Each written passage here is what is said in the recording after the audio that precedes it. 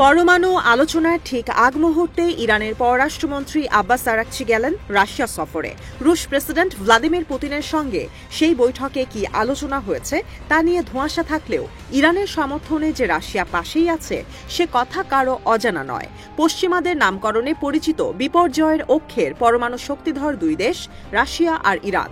সংবাদ মাধ্যম গার্ডিয়ানের বিশ্লেষণ বলছে, শুধু ইরানের সমৃদ্ধ ইউরেনিয়াম মজুতের জন্য নয়, কোনো কারণে চুক্তি লঙ্ঘন হলে ইরানের ঢাল হয়ে যুক্তরাষ্ট্রের বিচারক হয়ে দাঁড়াবে এই মস্কো। পরমাণু চুক্তি থেকে 2018 সালে যুক্তরাষ্ট্র বেরিয়ে গেলেও দ্বিতীয় মেয়াদে ক্ষমতায় এসেই তেহরানকে চাপ দিচ্ছে পরমাণু চুক্তির জন্য। কোনো কারণে চুক্তি না হলে ইরানের পরমাণু কেন্দ্রসহ অবকাঠামো খাতে হামলার হুমকিও দিয়েছে মার্কিন প্রশাসন। মার্কিন কর্মকর্তারা বলছেন, ইটালির রোমে 4 ঘণ্টার পরমাণু চুক্তি বিষয়ক আলোচনা ফলপ্রসূ হয়েছে দুই পক্ষের।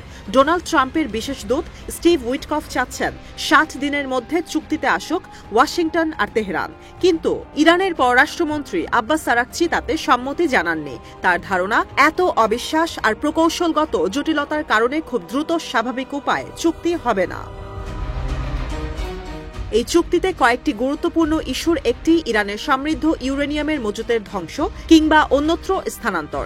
সেই সঙ্গে এই নিশ্চয়তা যে ইরান চুক্তিতে আসলে যুক্তরাষ্ট্রকে সব নিষেধাজ্ঞা প্রত্যাহার করে নিতে হবে। পাশাপাশি ইরানকে সাধারণ মানুষের স্বার্থে পরমাণু প্রকল্পের কার্যক্রম চালিয়ে যাওয়ার অনুমতি দিতে হবে।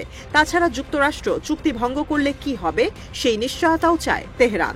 ইউরেনিয়ামের মজুদ দেশেই রাখতে চায় ইরান, যদিও এই প্রস্তাব প্রত্যাখ্যান করে যুক্তরাষ্ট্র জানিয়েছে, হয় ইরানকে ইউরেনিয়াম ধ্বংস করতে হবে, না হয় তৃতীয় কোনো দেশের কাছে হস্তান্তর করতে হবে।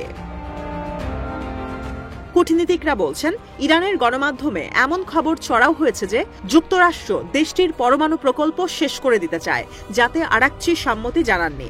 যদি তিনি এই নিশ্চয়তা না পেতেন, আলোচনা সেখানেই শেষ হয়ে যেত।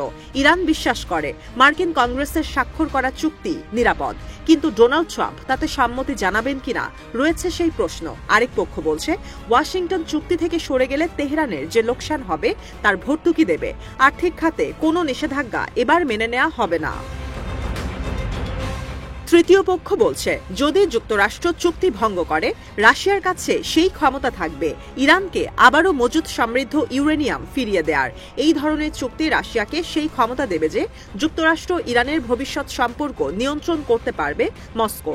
2015 সালের পরমাণু চুক্তির নিশ্চয়তা প্রদানকারী জার্মানি, ফ্রান্স আর ব্রিটেনের কোনো ভূমিকা থাকবে না। ডোনাল্ড ট্রাম্প আর স্টিভ উইটকফের ওপর বেশ কয়েকটি বিষয়ে মধ্যস্থতার চাপ রয়েছে। ইরান, হামাস, ইসরায়েল আর রাশিয়া ইউক্রেন বড় চাপের বিষয়। আগের বারের তুলনায় বর্তমানে আলোচনার অবস্থান ইরানের শক্ত, কারণ তেহরান সফরে এসেছেন সৌদি প্রতিরক্ষা মন্ত্রী, দেখা করেছেন সর্বোচ্চ ধর্মীয় নেতা আয়াতুল্লাহ আলী খামেনির সঙ্গে, যা এই বার্তা দিচ্ছে মধ্যপ্রাচ্যে এক হচ্ছে মুসলিম বিশ্ব। ইরানের পরমাণু কেন্দ্রে ইসরায়েল যুক্তরাষ্ট্রের যৌথ হামলায় কোনো সমর্থন দেবে না মধ্যপ্রাচ্য।